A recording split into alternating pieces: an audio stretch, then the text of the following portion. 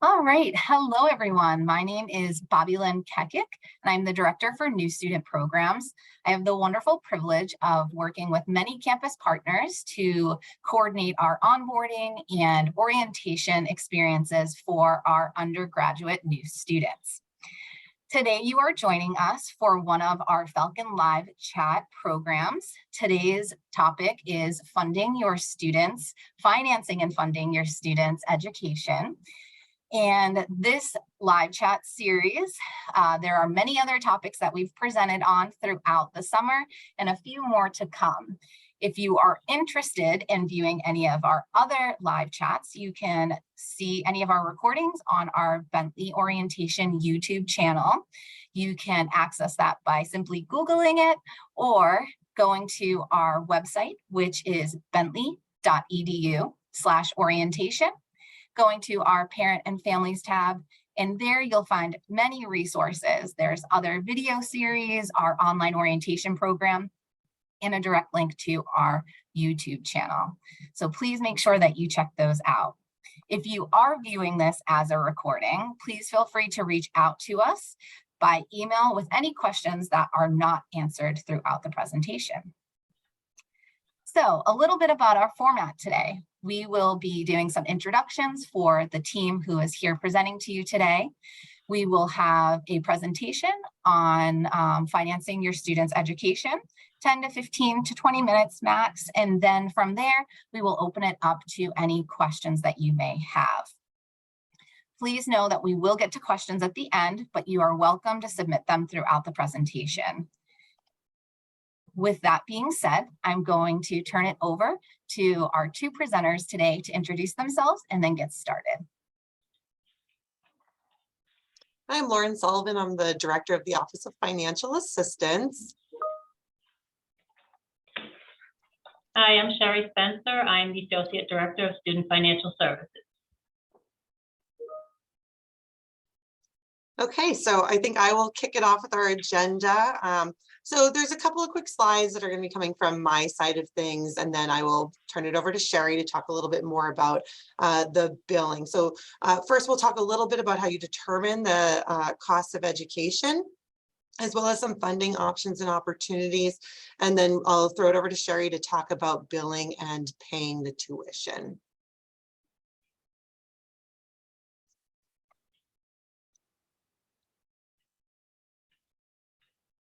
Okay, first talking about determining the educational cost.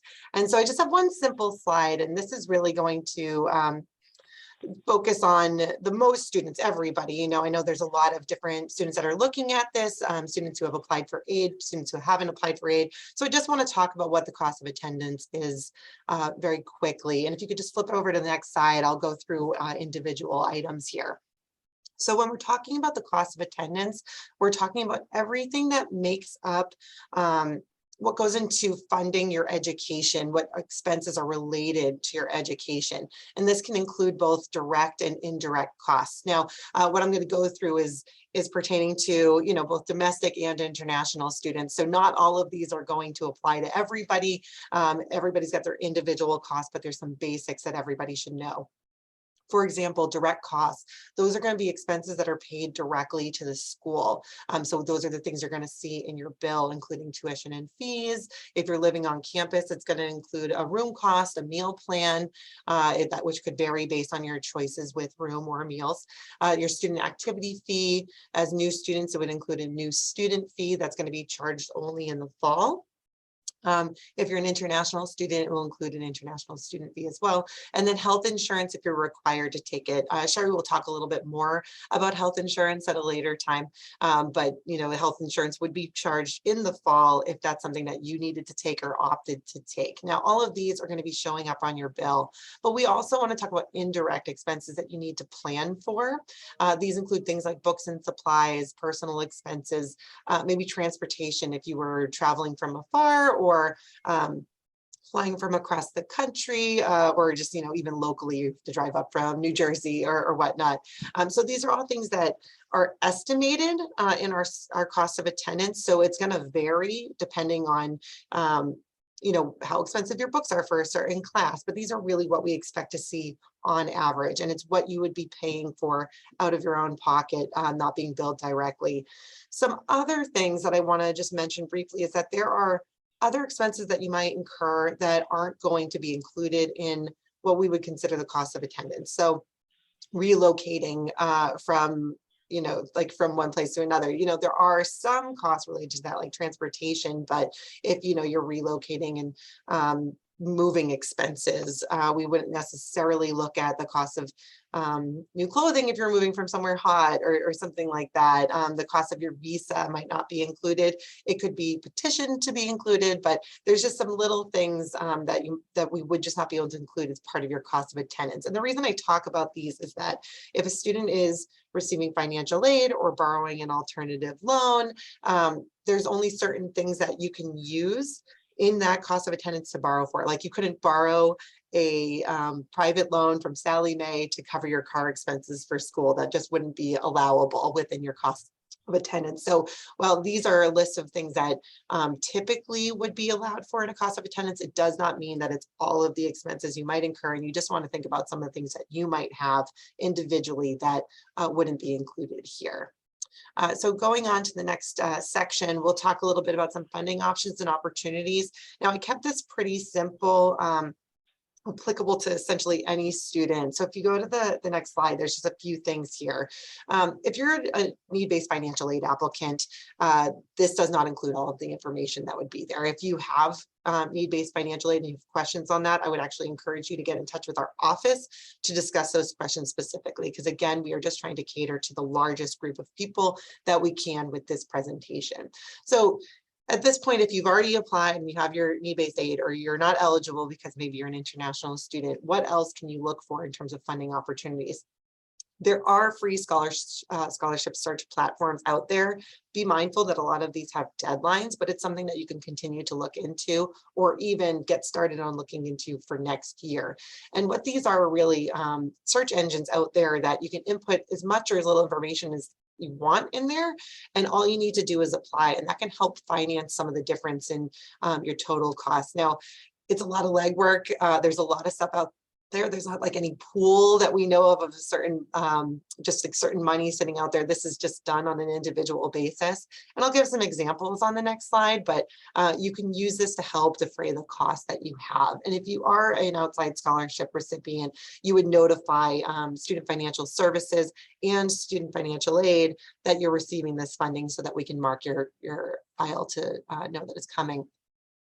One other thing I usually talk about at billing time, which is going on right now, is the option for alternative student loans. Now, these are for additional outside sources. They're credit-based that either students or parents can apply for directly through an alternative lender. And this can help go towards any of the educational expenses that you have that we have in our allowable expenses that we talked about in the previous slide. So you can borrow to cover your books if that's something that you need to do. You could borrow to cover a computer expense if that's something you need to do. If you have any questions about what you can include in your budget, this is a question for the financial aid office.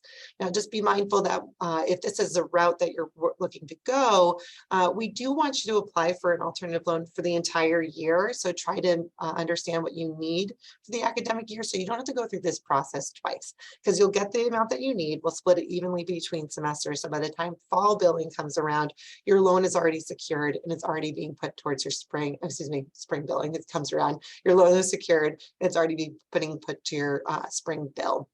I did include a couple of lenders here for international students specifically, because I was trying to cater to a lot of people.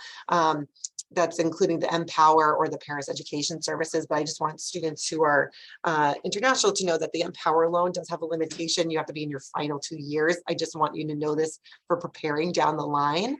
Otherwise, any student applying is likely going to need a US citizen or eligible non-citizen co-signer to secure this kind of financing. And I won't harp on that too much longer. And then in terms of paid opportunities through student employment, now there is two kinds of student employment on campus. Now this funding does not go towards a student's bill, but students might try to secure a job on campus in order to help defray some of their costs like personal expenses or save up for their next semester's books. Now our priority is to assist students who have received federal work study as a part of a financial aid package. Those are our highest need students who are domestic and eligible to apply for need-based aid. So they have our priority to help secure jobs at the beginning, but we do open up jobs campus-wide to students at a later time. So if you are interested in working and you do not have federal work study as a part of a need-based financial aid package, you can contact the Student Employment Office, which is within the Financial Aid Office, about your employment opportunities. Typically, we would put you on a wait list for a later time. And what you would be paid out of is what we call Bentley Work, the Bentley Work Program.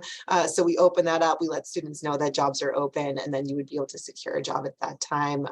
This would be for any student on campus that's looking to work. It is an application process, so there's no guarantee of a job, but we can open it up so that you can apply just like you would for any normal job.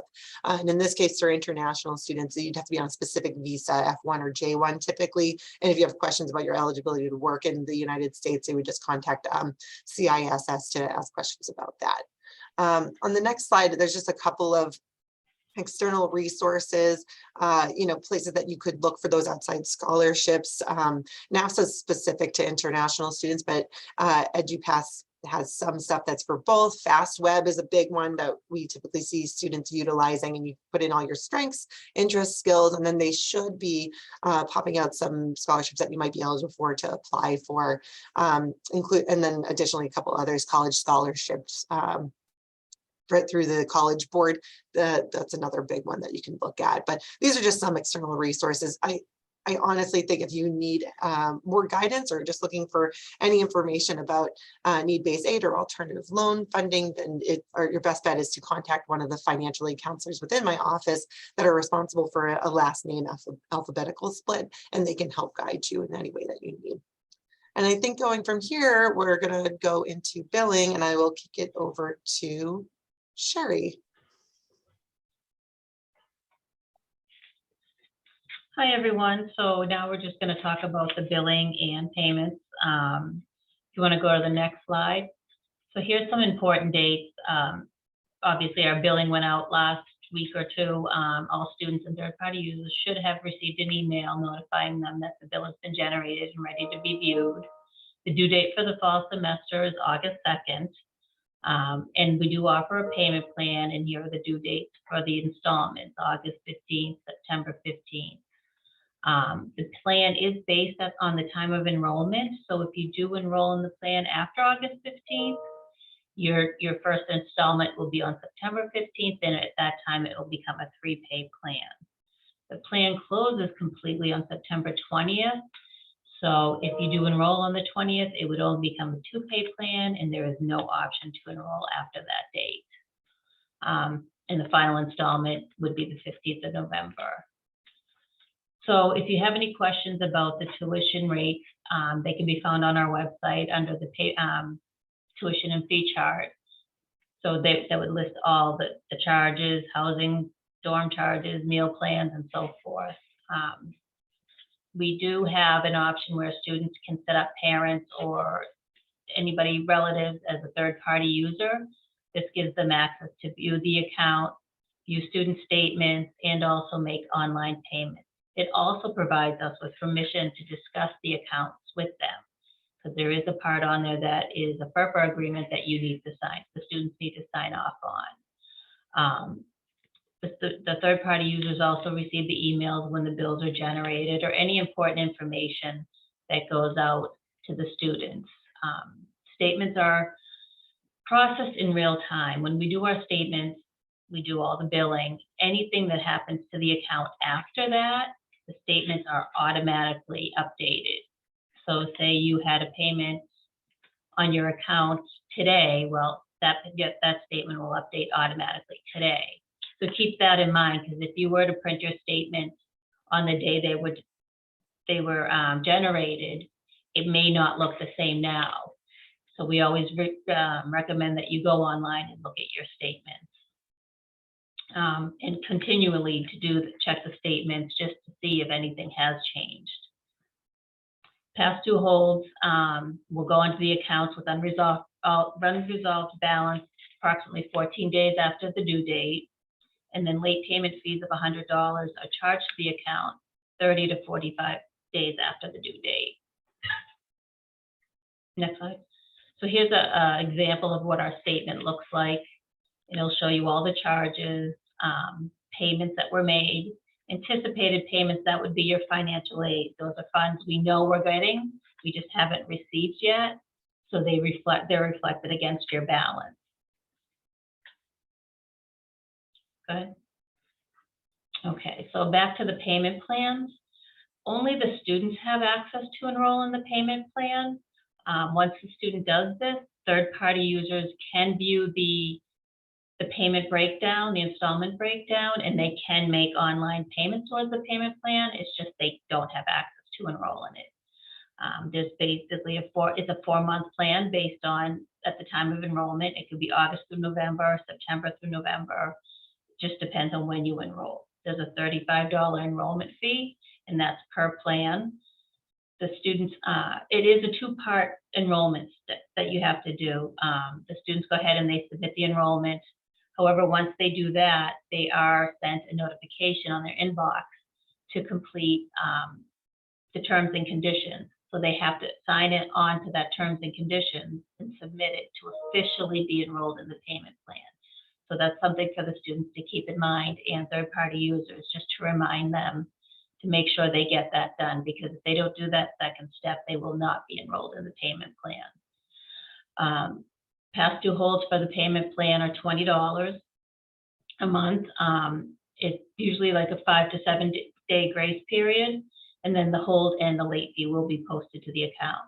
The hold will prevent students from making any changes to their class schedule, receiving a transcript or diploma, which they wouldn't be doing at this time. But as soon as the balance or that installment is resolved, excuse me, the hold is removed. If you miss more than one installment of the payment plan at a time, then you will be removed from the payment plan and the full balance will be due immediately. Students can enroll in the plan every semester. This does not carry over into the next semester. There's 2 payment plans per semester, per year, I'm sorry, per academic year. Next. So Bentley, we accept e-check payments via your Workday portal. There is no additional fee for that.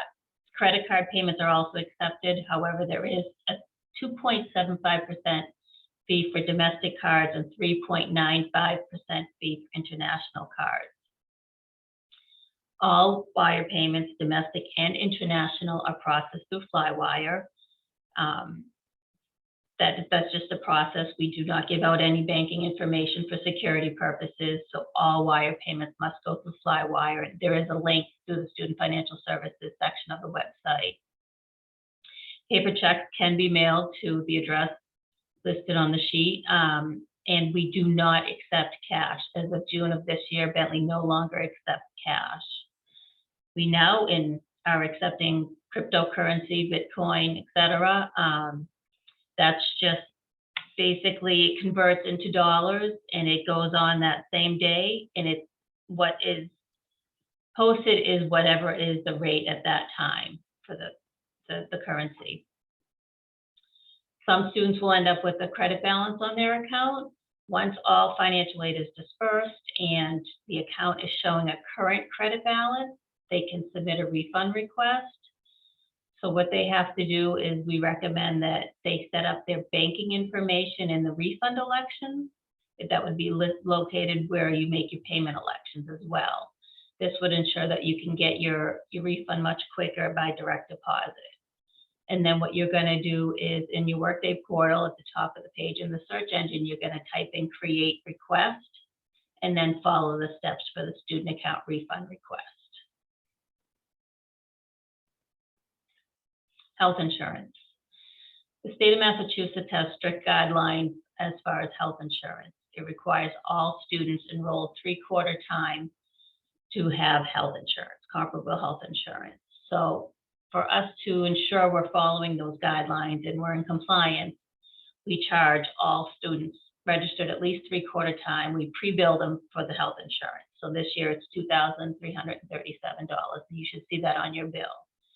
Domestic students have the option, they must submit an enrollment form or a waiver form. So if they have coverage under their parents or whatever it is, they can submit a waiver form through University Health Plan. Once they submit an approved waiver, the charge will be reversed off of their account within 24 to 48 hours. The deadline to submit an enrollment or waiver form is August 2nd. Keep in mind, if the student plans on being enrolled in the health insurance, they must submit an enrollment form. Just paying the bill does not enroll you in the plan. So if they need it, they wouldn't have access to it. Excuse me. They must submit an enrollment form in order to be enrolled in the plan. All international and other non-US residents are forced enrolled in the student health insurance, and they do not need to take any action. The coverage dates are August 1st, 2022 through July 31st, 2023. And the cost is $2,337 for the plan. It's a great plan, great coverage. You can see the benefits and all of the breakdown of it on University Health Plan's website. The university, the health plan, health insurance waiver and enrollment is a different requirement than the forms you submit to health services. They also ask for your health insurance information. This is completely different. We're doing this to ensure compliance with the state regulations. The Health and Wellness Center is doing it for different reasons. Okay. And I think that's it. Okay, this is our, oh, sorry. So go ahead, Fabian. Yeah, I was just going to thank you both so much for presenting this content. I think this is something that our families and our students are really eager to learn more about, and making sure that they can stay on top of deadlines and know how to navigate this process. So thank you both so much for presenting. I am going to leave this slide up as we start the Q&A, just because I want to make sure that folks are able to write down these email addresses, especially if there are some more of those individualized questions. So I'm going to go ahead and leave this slide up, but I did want to turn it over to Lauren to begin our Q&A portion. Thank you. Yeah, so feel free to reach out to these main email addresses, because we'll get you to the right place with any questions that you have. There is something I want to add, but I'm going to kick one over to Sherry first, one of the second questions here, and then we'll try and go through a few more if they come through. So Sherry, there's a question, can we make multiple payments between today and August end? For example, a small part each day as and when possible, or do they need to pay the entire payment through the at this time or through the payment plan? So if you want to have your balance paid in full by the due date, you can absolutely go ahead and make multiple payments, whatever works best for your situation. You can go ahead, if you're going to enroll in the payment plan, you can make multiple payments. It just may be difficult if you're looking to have equal installments show on your account. If you're making multiple payments, it might throw it off. But as long as you have whatever your August installment is, as long as that amount, at least that amount is paid by the August 15th date, there would be no ramifications to you. Great. And in addition to that, I was thinking about this while we were going through the slides. There's not an all one way or all the other way process. So if you had, say, someone gave you $500 for graduation and you want to put that towards your bill right now, you can, and then you can go into the payment plan. So you could make a bulk payment for the fall, and then you could enroll in the fall payment plan. If you were going to go for an alternative loan resource, like we talked about previously, you can do both of those things too. So say the bill for the academic year is $75,000 and you have a $15,000 scholarship, you have to finance $60,000, and then you want to pay $2,500 a month and enroll in both payment plans. That covers $20,000 of it. Then you'd be looking for a loan for $40,000, right? So You apply for a loan now just for a piece of it, and then whatever's left over, you can roll in the payment plan with just that figure. So you figure out what you can pay on a monthly basis, and then you determine how to finance the rest with other sources. So you can do a combination of all of these things to help finance your bill. And sometimes students will come in the fall and they just want to pay it in bulk, no matter which method, like out of pocket or with a loan, and orient themselves. And then for the spring, they might enroll in the payment plan at that time. You don't have to enroll for the full year. You can enroll term by term. So that's kind of how that works. It's not an all or nothing, and you can do whatever suits you for that time frame. Do you have anything to add to that, Sherry? Yeah, my only thing to add to that is, Lauren is absolutely correct. The only thing I would recommend is if you are going to take a loan out for a portion and then sign up for the payment plan for the remaining, have the loan in place so it's reflected on your account before you enroll in the payment plan. Precisely. Right now, it's very high volume, but it's from start to finish. It's about 2 weeks for you to get your application in for a lender, for them to get their certification request to us. So it's high volume, but we're constantly working on it on a weekly basis for that. I did want to answer this first question real quickly, as we do have some students who might have applied with a FAFSA and received federal student loans. If they were approved for a federal direct loan, is there extra paperwork? So there actually is a process, and we do send notifications, reminders about this, but students who want to maintain this funding need to go on to studentaid.gov and complete the master promissory note and direct loan entrance counseling. So basically it's saying, I understand through the entrance counseling, I understand that this is a loan and that it needs to be repaid. And the master promissory note is your promise to repay that. So those two requirements. And you only need to do that at the first year. Those will carry forward through for any future application, future FAFSA application for those loans in subsequent years. Okay. Third question, is a payment from a 529 plan a wire transfer or an ACH transaction? Does it get pushed from the 529 to Bentley? How do they know how to direct it? Sherry, I think this one's for you. Yep, that's a great question. Usually what happens with your 529 plan is you go ahead and you submit the request for the payment from them. Actually, just this fall, we've started, they now do electronic payments via wire. So you're going to have an option when you're selecting the payment for them, whether it's going to be a check, or you can do, if they're associated with the Flywire program, then you can select electronic. And what they'll do is they'll send the funds electronically via Flywire, and Flywire will send the funds to us. Or if you're going to send a check, they'll just give them the address that was listed on one of the slides, and they'll address it to us. You just want to make sure the student's name and ID number is reflected so that we can ensure it gets posted to the correct account. Also keep in mind, if they're going to mail a check, usually from start to finish, it takes about 10 business days before we receive the check. Great. I was just thinking of one, if students came into some financing that they didn't have when they started, like a payment plan, and they wanted to apply that to their account, that would automatically update their further payments, right? So if they started and they made their first payment August 15th, and then they got, you know, $1,000 from an outside scholarship, that would equally change the remaining 3 payments. Is that right? Not necessarily. It's all a timing issue, unfortunately. So that $1,000 would get posted and it would be applied towards the September. If it wasn't already pending, it would be applied towards the September installment. Okay, good to know. Awesome. I don't think I have any other common questions to add. Do you have anything that you can think of, Sherry?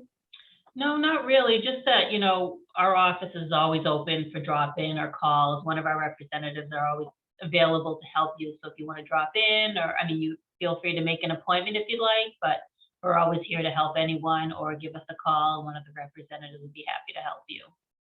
Same for us. Wonderful. Well, thank you both again so much for presenting to our students and families today. As I mentioned, I know this is a hot topic, so it's always helpful to hear from the experts and get that direct content. It does look like we might have one more question that just came in just before we jump off. I can take care of that. That's my expertise. If you haven't done a FAFSA yet, and you're a U.S. citizen or eligible non-citizen that will be eligible for federal aid, you can still do that. You can essentially submit a FAFSA for the academic year at any time in the academic year. And if you have your federal loans, you can also decline them now. And then if a later time you decide that you're like, oh no, I need those, they can be reinstated as long as it's within that academic year. So we don't send a reminder about a FAFSA. A FAFSA is a general financial aid. It's like the basic financial aid application requirement for any school anywhere. So there's no the notification that we're sending. But when you submit a FAFSA, that triggers the process. So we have a whole big financial aid application process. That includes a CSS profile and tax returns. You don't have to complete the whole thing. If you're only trying to get your federal loans, you really just need to do your FAFSA and tell us that you're not pursuing anything else. And any financial aid counsel in our office will be happy to have this conversation in more depth with you. But if you submit a FAFSA, it will trigger us to see that you're trying to apply for these, and we will review you for them and apply them to your account. And then you do those requirements that we talked about earlier, the master promissory note and the loan entrance counseling. Wonderful. I'm glad we were able to sneak that question in before we wrapped up. So thank you so much. And as Sherry and Lauren offered up, they are happy to continue this conversation and answer questions with students and family members as needed. Their contact information is listed on this slide. And when in doubt, if you do have other questions and you're not sure where to direct them, please feel free to reach out to my team at orientation@bentley.edu, and we can make sure to get you connected with the appropriate resource. So thank you so much again for joining us today. This recording will be available on our YouTube channel. And if you have any additional questions, please don't hesitate to reach out. Thank you so much again for joining us today. Thank you.